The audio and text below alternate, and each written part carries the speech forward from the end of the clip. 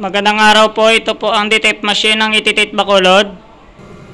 Ito naman po ang kanyang printer head. Ayan po. Head clean. Punasan ng wiper pagkatapos mag-head clean. Pati na rin po yung capping.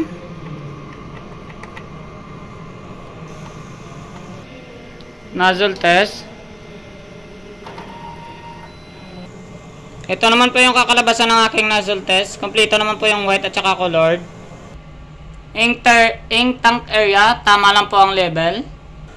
Waste tank, kakadispose lang po ng Friday. EVR at saka ground wire. Ito naman po yung stock ko ng mga ink, white at saka colored. Ito naman po yung stock ko ng mga powder. Ito naman po yung mga stock ko ng mga film.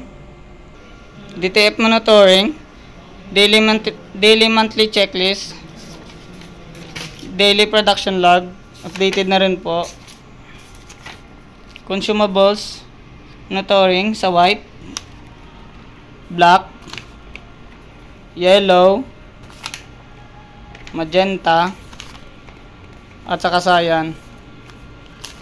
Ito naman po yung sa powder ko, at saka film. Updated na rin po sa system ng daily output at saka weekly physical inventory. Yun lang po.